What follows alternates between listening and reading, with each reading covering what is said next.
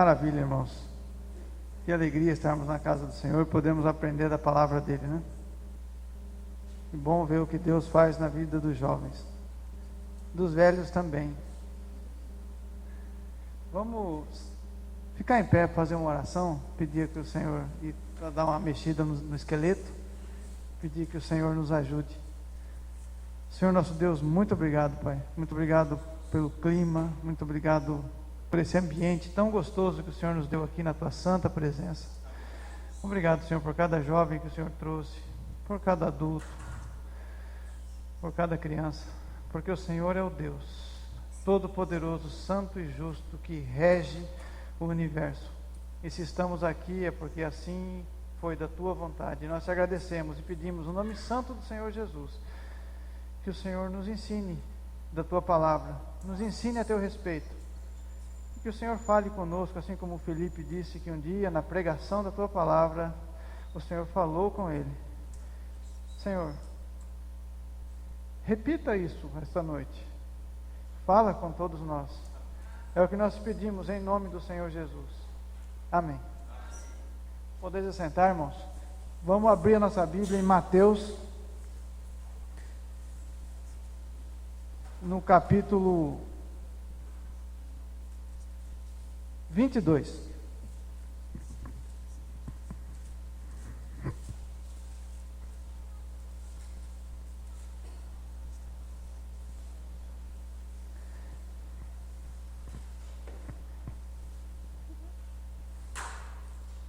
Mateus capítulo 22, nós paramos no versículo 14. O Senhor Jesus, ele contou uma parábola de algumas pessoas que tinham sido convidadas para uma festa, mas que não estavam vestidas adequadamente, e aí eles foram removidos da festa.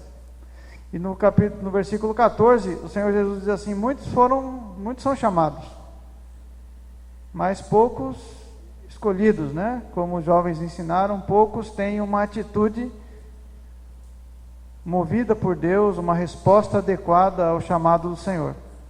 Então poucos são escolhidos.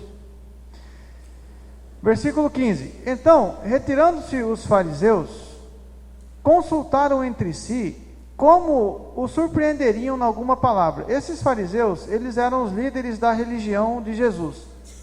O Senhor Jesus tinha uma religião? Quem acha que ele tinha uma religião? Ele tinha uma religião. Ele era extremamente religioso, tá? Desde pequenininho ele já foi apresentado no templo. Ele nunca deixava de ir na sinagoga, no templo. Teve até uma vez que ele fugiu dos pais dele. Você imagina Jesus fazendo arte, né, irmãos? Fugiu dos pais dele, ficou lá no templo, discutindo a Bíblia. Isso está lá em Lucas, tá? Não lembro o capítulo exato agora. Mas Jesus era um pouquinho mais novo que a maioria de vocês, ele tinha 12 anos. E ele fugiu dos pais e ficou ali no templo. Ele adorava discutir a Bíblia. Foi ele mesmo que mandou escrever, né, irmãos? E ele gostava de falar sobre ela. E ele ficou discutindo ali no templo. E ele se sentia bem à vontade no templo. Era um religioso exemplar. E os líderes da religião daquela época não gostaram muito das atitudes do Senhor Jesus, porque ele começou a mudar algumas coisas. Ele começou a ensinar um pouco diferente do que aqueles líderes estavam ensinando.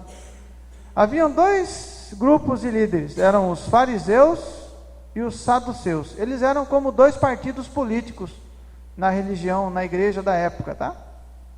E nesse período aqui de Jesus, quem estava na liderança, que tinha ganhado as últimas eleições, eram os fariseus. Eles estavam no comando, tá? E como eles não gostavam daquilo que Jesus estava ensinando, eles estavam tentando encontrar uma forma de fazer o Senhor Jesus falar alguma bobagem. Sabe quando você fica atiçando a pessoa para ver se a pessoa fala alguma coisa errada, aí você, para poder acusar ela? Eles estavam tentando fazer isso com o Senhor Jesus. No sábado à noite, quando a gente está estudando Daniel aqui, os inimigos do povo de Deus também fizeram isso com Daniel, né? Eles queriam achar uma forma de pegar o Daniel de uma forma que o governo ficasse com raiva de Daniel, e acabou acontecendo, né? Porque Daniel orava 3 vezes por dia, e eles baixaram um decreto que ninguém poderia orar a outro que não fosse o rei. E Daniel não aceitou e orou ao Deus vivo e foi pego numa cilada por causa disso. E aqui então esses religiosos, esses líderes, estavam tentando pegar o Senhor Jesus numa pegadinha aqui. Versículo 16: enviaram-lhe os seus discípulos com os herodianos. Discípulos aqui é os discípulos dos fariseus, tá? Seguiam aqueles líderes. E aí os herodianos eram outro grupo também de religiosos, dizendo: mestre, bem sabemos que és verdadeiro. Eles começam elogiando o Senhor Jesus. Irmãos, quando o diabo se apresenta como um anjo de luz, ele é mais perigoso do que quando ele se apresenta com chifres, tá? Então olha como que o diabo se apresenta bajulador. Então eles chegam para o Senhor Jesus e falam: ô mestre, sabemos que o Senhor é verdadeiro, ensina o caminho de Deus segundo a verdade. Eles não acreditavam, mas sabiam fingir, né? Ninguém se te dá, não faz diferença entre pessoas, porque não olha as aparências dos homens, não fica olhando se a pessoa está vestindo ali uma calça da Zump, ou se está uma calça furada, não faz diferença, o Senhor olha, não se importa com a aparência. Dize-nos, pois, que te parece? É lícito pagar imposto, tributo ao presidente, ao César, ou não? Essa pergunta era interessante, irmãos, porque os judeus, Jesus era judeu, e todos os judeus daquela religião, eles eram escravos de César, de Roma, e eles tinham que pagar pesados impostos, mas é menos do que a gente paga no Brasil, mas era bastante pesado os impostos, era talvez em torno de 20%, hoje a gente paga quase 30% aqui no Brasil. Mas os judeus, eles não gostavam daquela sensação de ser escravo. E eles tinham aquela ideia assim, que como eles eram o povo de Deus, era muito terrível viver como escravo. Até não combinava muito, porque no Velho Testamento, eles aprenderam que eles iam vencer as batalhas. Mas eles tinham sido derrotados por Roma. Então, aqueles líderes fizeram uma pergunta para o Senhor Jesus, na frente de todo o povo judeu, se era certo pagar o imposto. Se Jesus falasse que era certo, o povo judeu ia ficar feliz ou triste com Jesus? Ia ficar muito chateado. Eles iam querer matar Jesus na hora. Se o Senhor Jesus falasse que não era para pagar o imposto, o povo ia concordar. Mas e os soldados romanos que estavam ali perto ouvindo? O que eles iam fazer? Iam pegar o Senhor Jesus e iam prender, e ele ia ser acusado de ser um dissidente, de ser alguém que estava fazendo o povo ficar contra o governo. Entenderam? Então essa pergunta era muito maliciosa. Primeiro eles elogiaram o Senhor Jesus, depois lançaram essa pergunta.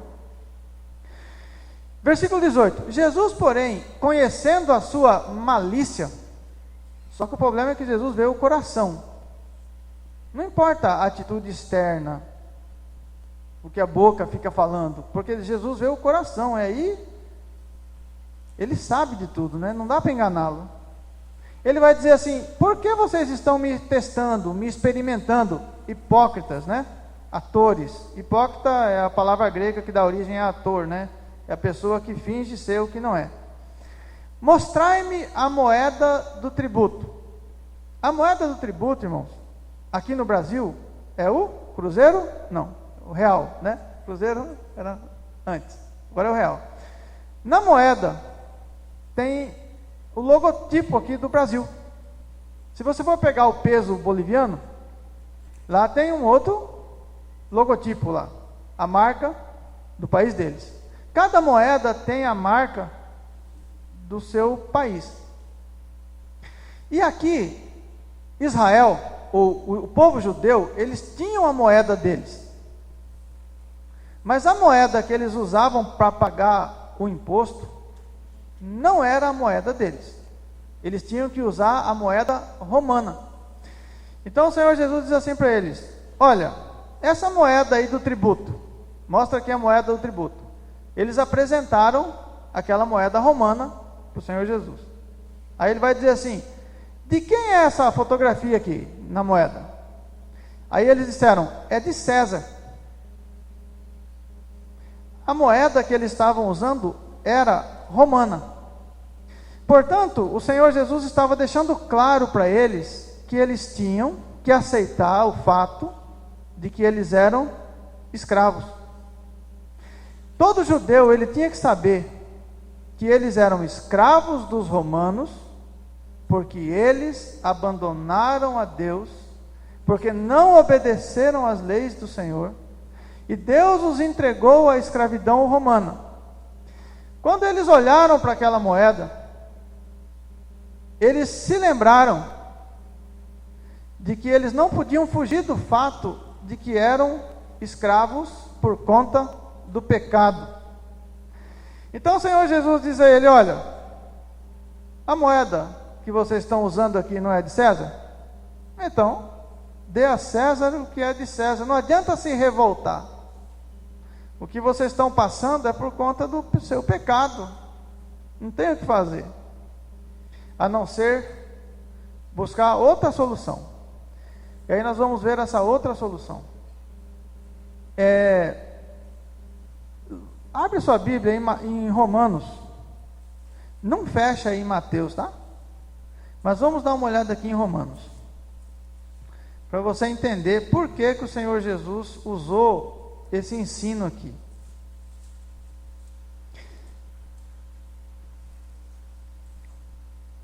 Romanos no capítulo 13.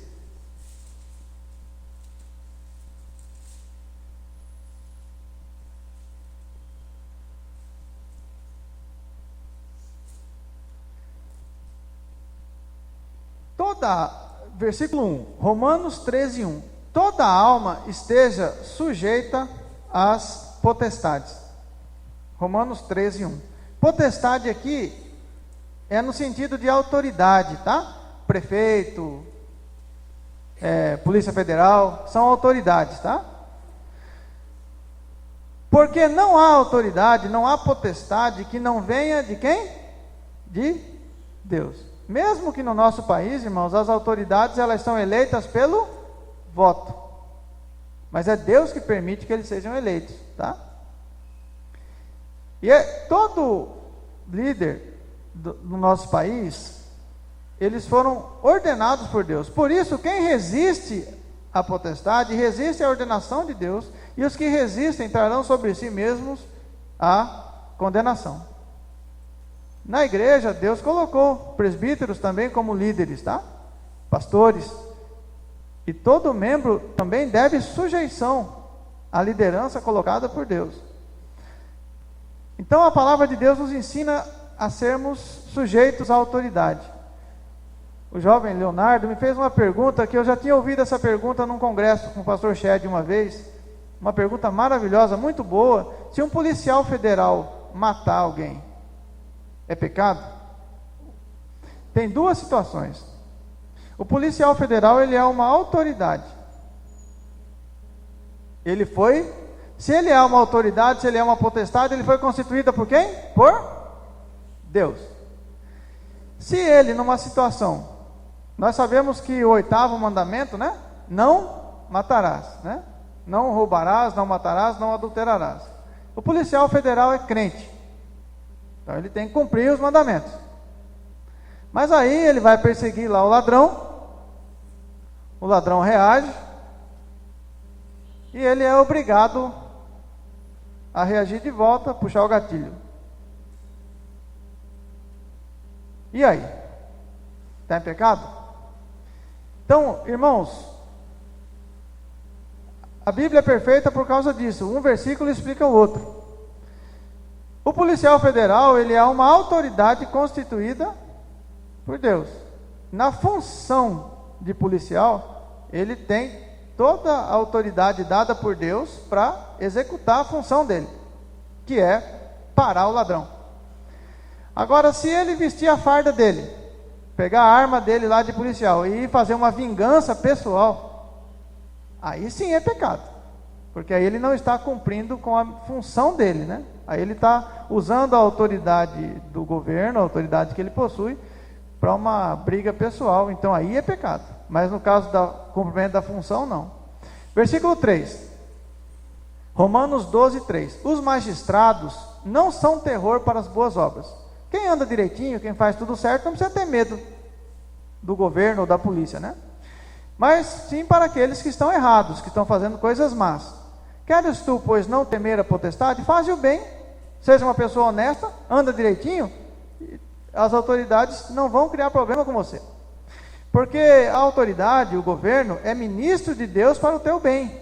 Se fizeres o mal, teme, pode ficar com medo, pois não traz debalde a espada.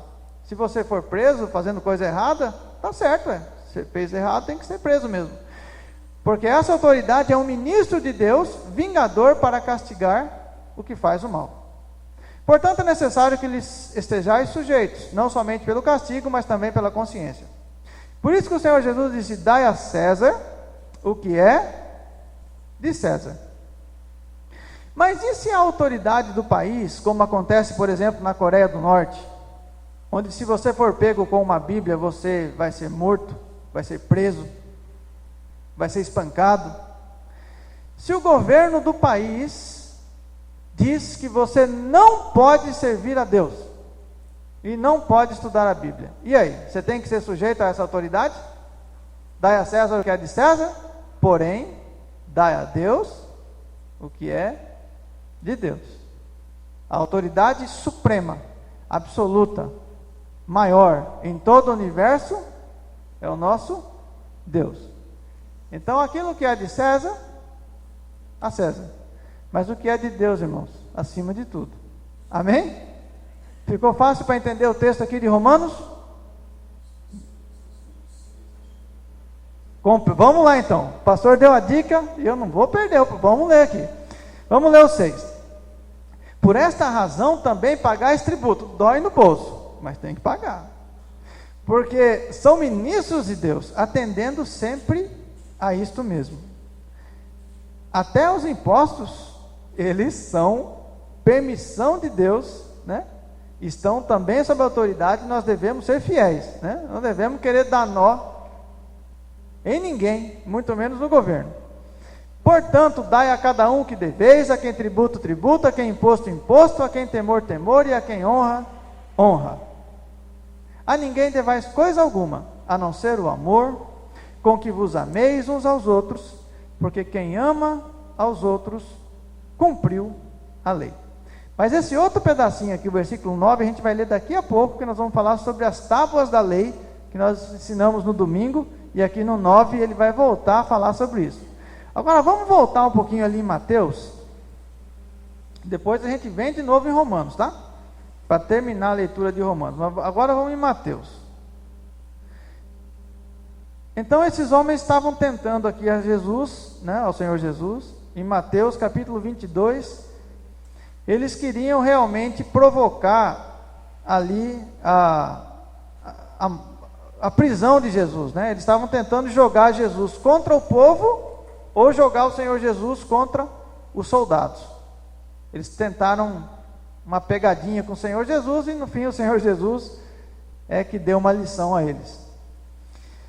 Capítulo 22, versículo 22. E eles, ouvindo isto, maravilharam-se, e deixando, se retiraram. É interessante, irmãos, que eles ficaram maravilhados com o ensino de Jesus. E ao invés de eles se converterem e se aproximar do Senhor Jesus, eles fizeram o contrário. Eles deixaram o Senhor Jesus e se retiraram. É muito triste essa atitude, que nós nunca venhamos a agir assim, né? No mesmo dia, versículo 23, no mesmo dia chegaram junto dele os saduceus. Os saduceus era o outro grupo de líderes religiosos ali, daquela religião de Jesus, que era o judaísmo, né? O Senhor Jesus seguia fielmente e corretamente a religião. Os saduceus e os fariseus eram líderes que estavam desvirtuando a verdadeira religião ali. E esses saduceus, eles tinham uma característica, eles diziam que não há ressurreição. Eles diziam não haver ressurreição. E aí eles queriam também provar o Senhor Jesus com essa ideia deles. Eu não sei se eles acreditavam em reencarnação, talvez, né? Ou talvez eles acreditassem que morre, vira um cachorro, ou morre, some, não fica nada, não sei. Mas eles diziam que não existe ressurreição. Você crê na ressurreição? Você acha que você vai ressuscitar? Nunca quis pensar sobre isso? Talvez você possa pensar sobre ressurreição, falar, Senhor, eu quero ressuscitar, mas eu quero também uma cirurgia plástica, quero ressuscitar com a cara do Brad Pitt. Não sei se isso é possível, mas a gente pode ler aqui no texto para ver, né?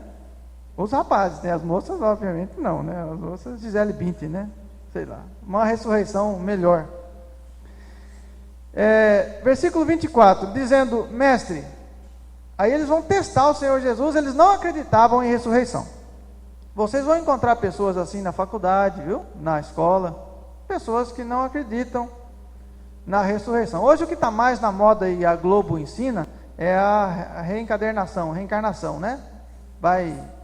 Reencaderna, né? De novo. Outra chance. Esse pessoal, eu não sei de qual grupo eles eram, mas eles não acreditavam na ressurreição. E eles liam a mesma Bíblia que Jesus lia.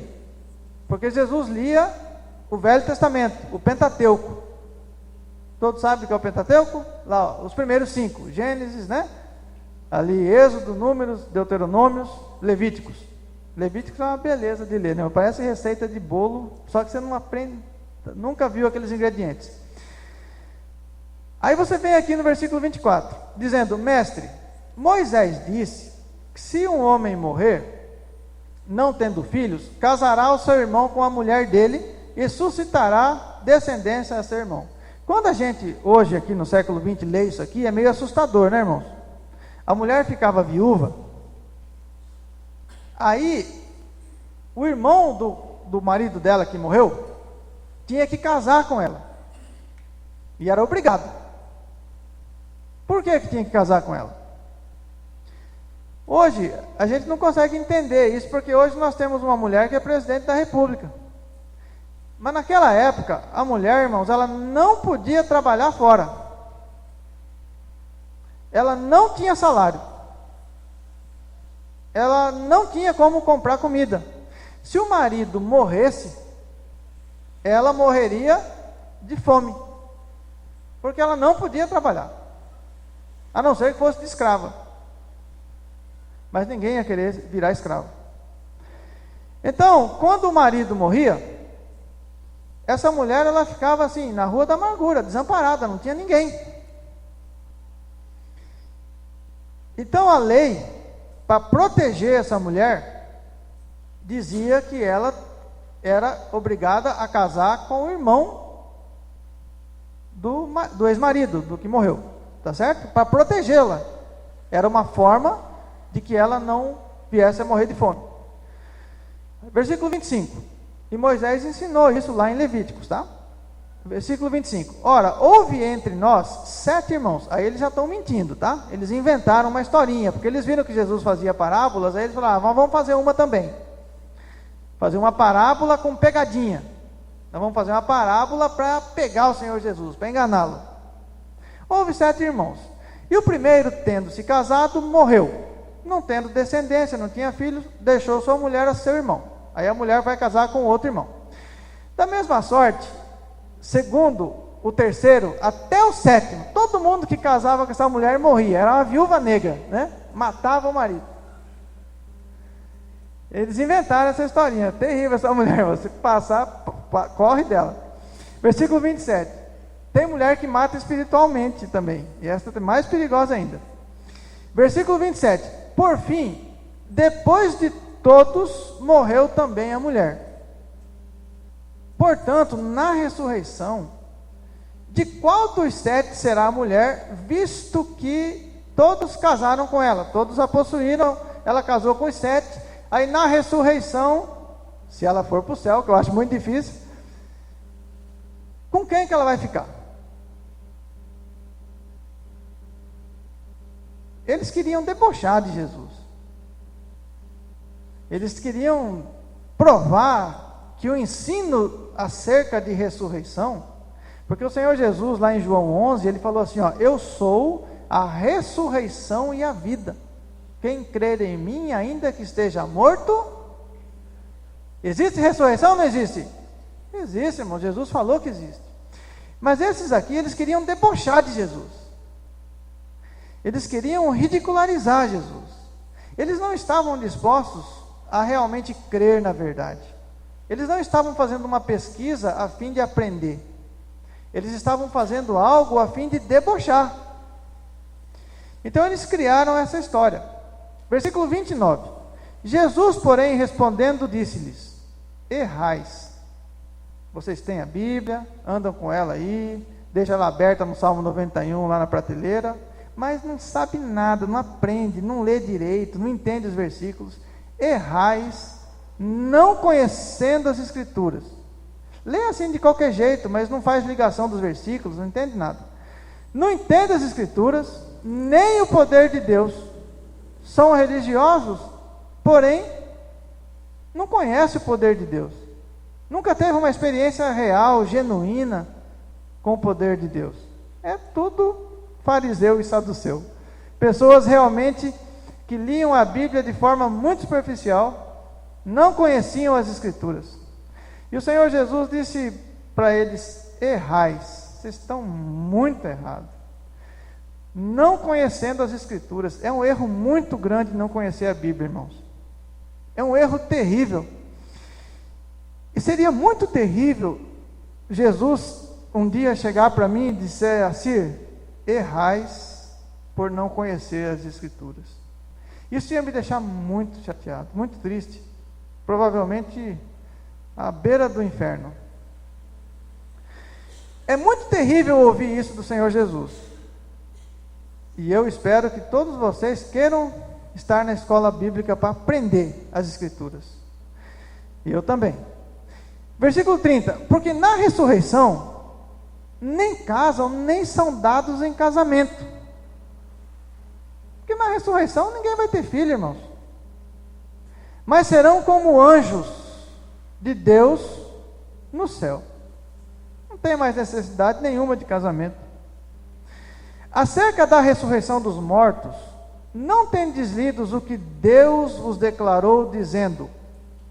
Aí o Senhor Jesus vai pegar a Bíblia que eles liam, que era o Pentateuco, escrito por Moisés, lá em Êxodo, no capítulo 3, no versículo 6, e o Senhor Jesus vai falar para eles exatamente o que estava escrito na Bíblia deles. Vocês não leram lá na Bíblia de vocês?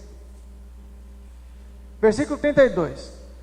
Eu sou o Deus de Abraão, o Deus de Isaque, o Deus de Jacó. Ora, Deus não é Deus dos mortos, mas dos vivos. E o que tem isso a ver? Irmãos, eu passei quase uns 10 anos tentando entender o que tem isso a ver com a história. Muito complexo, né? A dúvida deles era sobre ressurreição.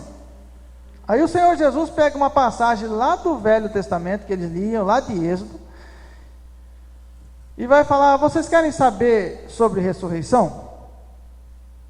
Não está escrito lá no livro de vocês, que Deus, quando conversou com Moisés, ele chegou para Moisés e falou assim: ó Moisés, eu sou o Deus de Abraão, o Deus de Isaque, o Deus de Jacó.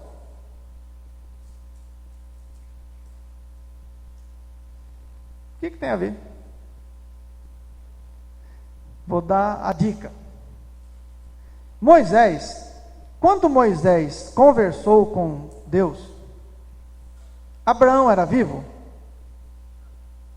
Não, exatamente. Abraão já tinha morrido mais ou menos uns 500, 600 anos. A idade do Brasil.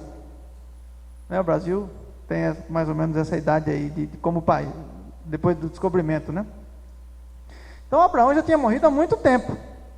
E quando Deus vem falar com Moisés, ele usa um verbo no hebraico Vocês já ouviram falar de um tal de presente contínuo? É no inglês, né? Present continuous, não é isso? Mas no português não tem isso? Deve ter alguma coisa parecida. No hebraico é o tal do aoristo, né? É um tipo de verbo, que é um tipo de presente, que ele é ao mesmo tempo presente, passado e futuro. É um presente que nunca acaba. É um presente que é sempre presente. Quando Deus vem falar com Moisés, Abraão estava vivo? Ou estava morto? Já estava morto. Mas aí Deus chega para Moisés e diz: eu sou, sempre presente, o Deus de Abraão. E aí Jesus fala assim: mas Deus não é Deus dos mortos, mas dos vivos. Não está escrito aqui? Então Abraão estava vivo ou estava morto? Estava vivo. Se Deus está dizendo eu sou, e o eu sou é sempre presente, se Deus é o Deus de Abraão, e Deus não é Deus de mortos, mas de vivos, o que Jesus está fazendo aqui? Ele está interpretando o Êxodo, que aquele cabeça dura daquele saduceu tinha lido 200 vezes, mas nunca tinha entendido. Então o Senhor Jesus está mostrando para ele que ele devia estudar direito, ele devia orar, ele devia clamar pela ação do Espírito Santo antes de ler a Bíblia. E aí ele estava mostrando: olha, lá na sua lei não está escrito que Deus é o grande eu sou, o Deus sempre presente, e que se ele é o Deus de Abraão no presente, então Abraão está vivo. Abraão não virou um cachorro, não virou poeira, não nasceu que nem uma borboleta, ele está vivo, junto com Deus. Mesmo 500 anos depois de Abraão ter morrido na carne, ele estava vivo no céu com o Senhor da glória. Amém, irmãos? Não pense que 500 anos separa você de Deus. Se você estiver com Ele hoje, você vai estar com Ele para toda a eternidade. Dure quantos anos durarem, Ele será o eu sou, o Deus presente na sua vida. Versículo 33: e as turbas, aquela multidão, ouvindo isto, ficaram maravilhadas da sua doutrina. Jesus gostava de doutrina, irmãos? A Bíblia toda é doutrina. Jesus ama a doutrina, foi Ele que criou. Ele ensina a doutrina. Ele tem a ver com doutrina. Ele prega a doutrina. Ele é a doutrina. Versículo 34: os fariseus, ouvindo que ele fizera emudecer os saduceus, reuniram-se no mesmo lugar. E um deles, doutor da lei, interrogou o Senhor Jesus para experimentar, dizendo, aí ele vai fazer mais uma nova pegadinha para ver se consegue derrubar o ensino do Senhor Jesus. Mas antes, só pensando um pouco no nosso tema, acerca ainda de doutrina, esse tema que eu acho tão lindo, 1 João, vamos abrir lá em 1 João, irmãos, 1 João, capítulo 1, versículo de 1 a 3, a igreja aqui, ela estava passando por um problema muito sério. Existiam algumas pessoas que tinham entrado na igreja, e eles começaram assim, olha, Jesus é Deus, Jesus não sente dor, então quando ele estava lá na cruz, ele só estava fingindo que ele sentia dor, não era de verdade. Eles começaram a ensinar assim, olha, Jesus, como ele é muito superior, ele era só a alma, ele não tinha corpo de verdade igual a gente, assim, suava, precisava tomar banho. Ele não, ele era meio que um facho de luz, assim, uma holografia, né? Eles começaram a ensinar algumas coisas, irmãos, totalmente absurdas acerca do Senhor Jesus. E o apóstolo João, bem velhinho, com mais de 90 anos, ele vai escrever as epístolas de João, tá? Bem aqui do ladinho de Apocalipse. 1 João, no capítulo 1, ele vai falar algo sobre Jesus. Ele vai dizer assim: o que era desde o princípio. Ele é Deus, ele sempre existiu. Só que nós o ouvimos, nós vimos com os nossos olhos, o que temos contemplados, e as nossas mãos tocaram nele.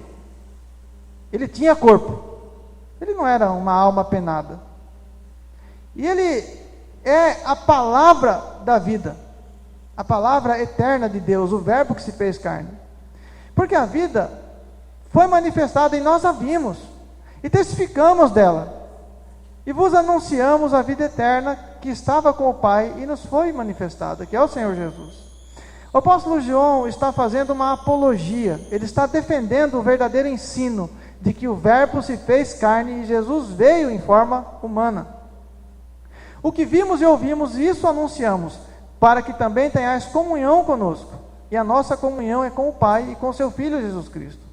Sempre houve na igreja pessoas tentando ensinar coisas erradas ao povo de Deus, e toda essa epístola de João, ela fala bastante acerca de doutrina, por causa desses falsos mestres que haviam surgido.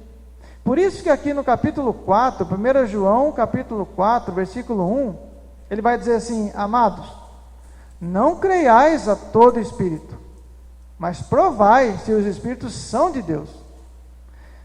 Você precisa provar através da Bíblia, porque já muitos falsos profetas se têm levantado no mundo. E voltando um pouquinho aí atrás, no capítulo 2, que é esse texto do nosso congresso, 1 João, capítulo 2, ele vai dizer assim, filhinhos, versículo 12: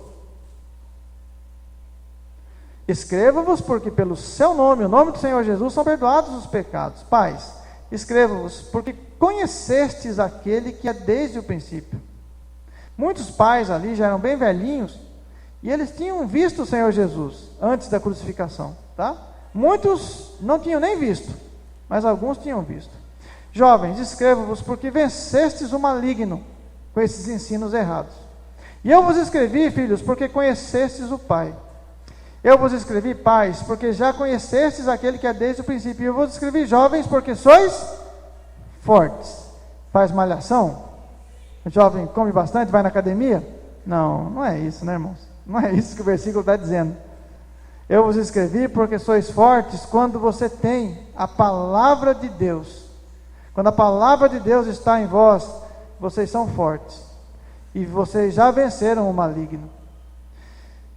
Muito mais do que o feijão, irmãos, o que nos faz verdadeiramente forte é a palavra de Deus. E o jovem, ele tem a mente aguçada, ele tem dado por Deus esse dom de poder aprender a palavra, de amar a palavra, de ter respeito, zelo, cuidado, porque a palavra de Deus é Deus. O Senhor Jesus, ele é a palavra, é o verbo que se fez carne.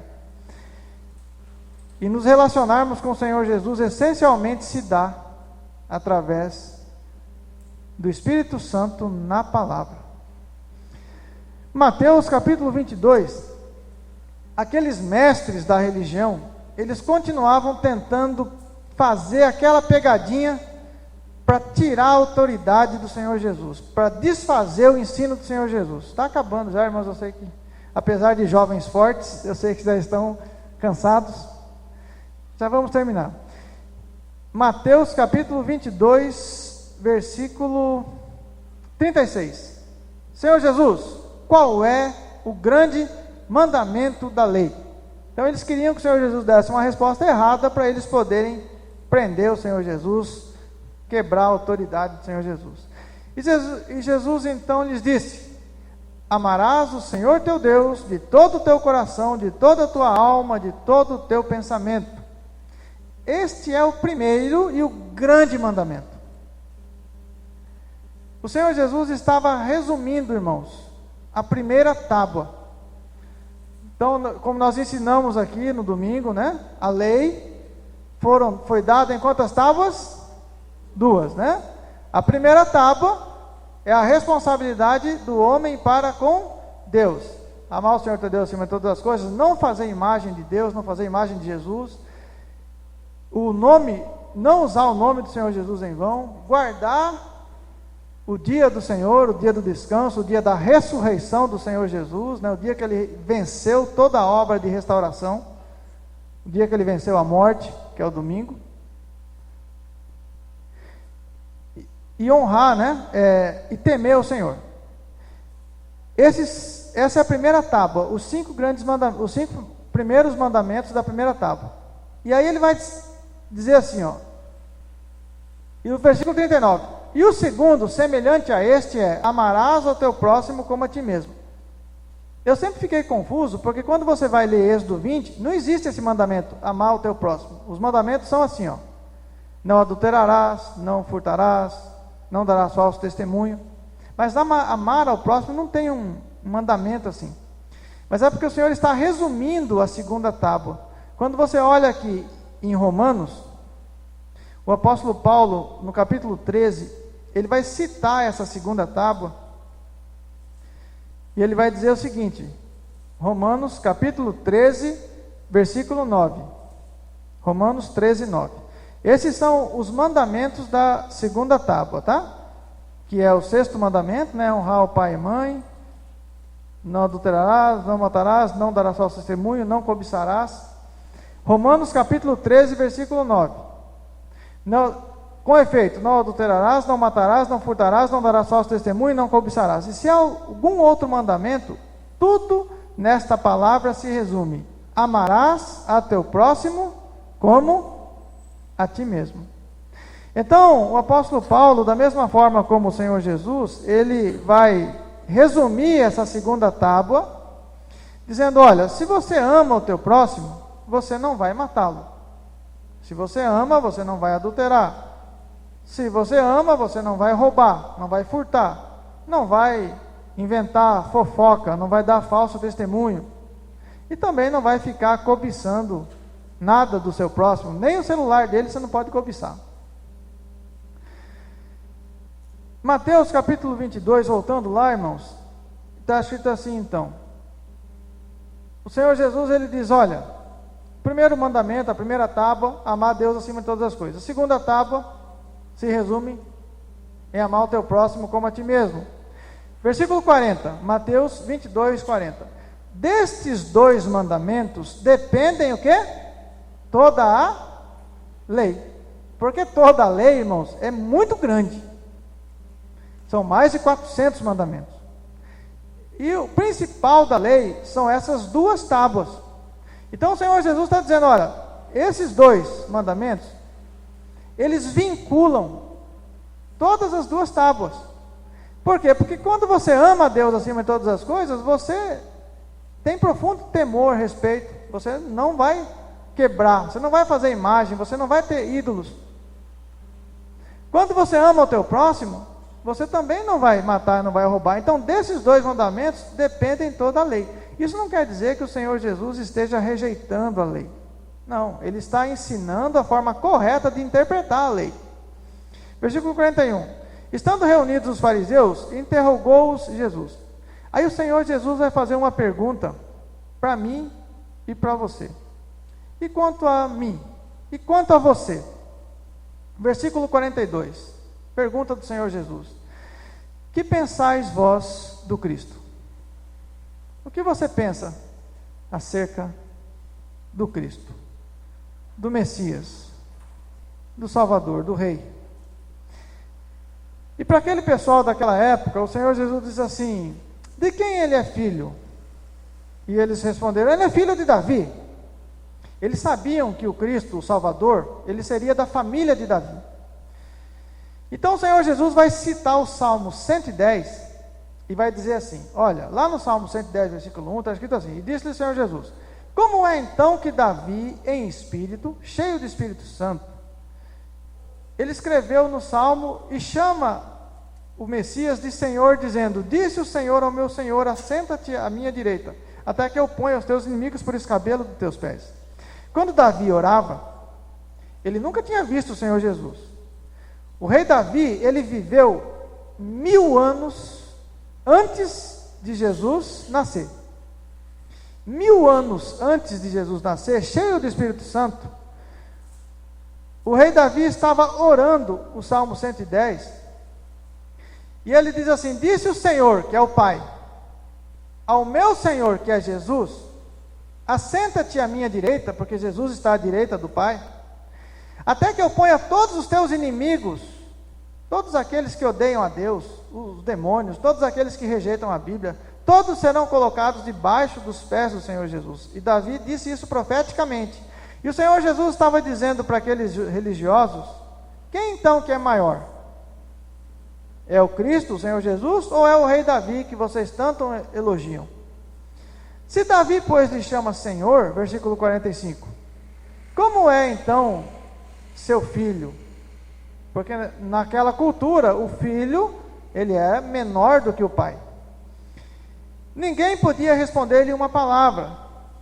E desde aquele dia, ninguém mais ousou ficar fazendo pegadinhas, ficar tentando interrogar o Senhor Jesus.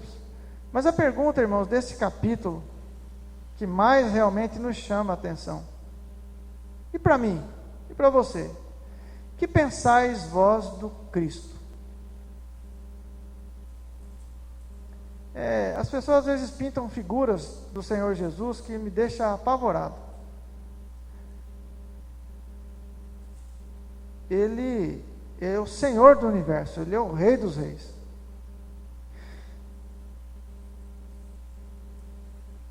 Ele também é o Salvador de todos aqueles que o buscam.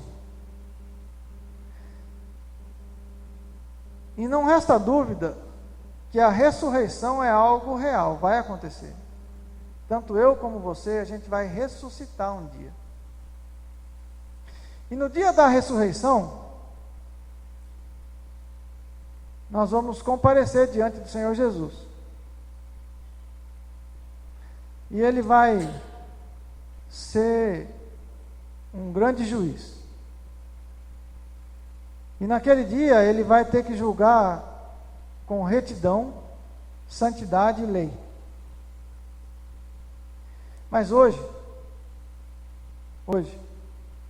de mão estendida, Ele não quer ser o seu juiz ainda. Porque se hoje, voluntariamente, você se render aos pés dEle, permitir que Ele seja o seu mestre e Senhor, que Ele te ensine, que Ele te conduza, que Ele te ame, Ele vai livrar você de uma ressurreição destinada à ira de Deus, destinada ao inferno. Ele vai te mostrar a face de amor, do amor redentor que Ele tem por nós. Por isso esse ensino acerca da ressurreição é tão precioso.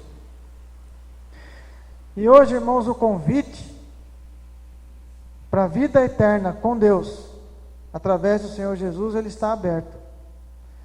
E eu queria muito que você refletisse sobre isso, quando estivesse caminhando de volta para a sua casa.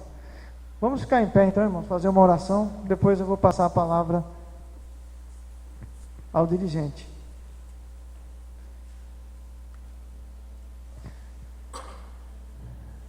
Senhor nosso Deus, muito obrigado, Senhor. Muito obrigado por esta noite, pela Tua santa palavra, por essa oportunidade que o Senhor nos deu de aprender mais a Teu respeito.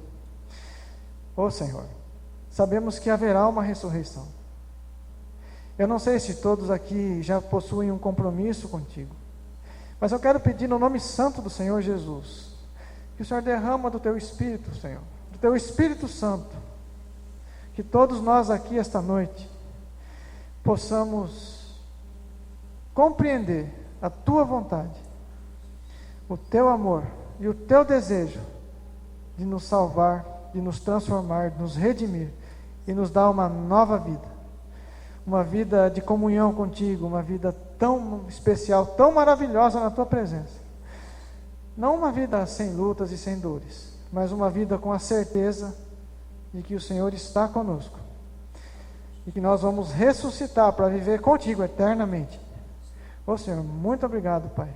Nós te agradecemos e clamamos a Ti, que através do Teu Espírito Santo nós possamos ter esse encontro genuíno contigo. É o que nós te pedimos, nós te agradecemos, nós louvamos a Ti, no nome santo do Senhor Jesus. Amém. Podeis assentar, irmão. O dirigente, a irmã Lilian, tem uns recados, mas vai ser substituído pelo irmão Alexandre.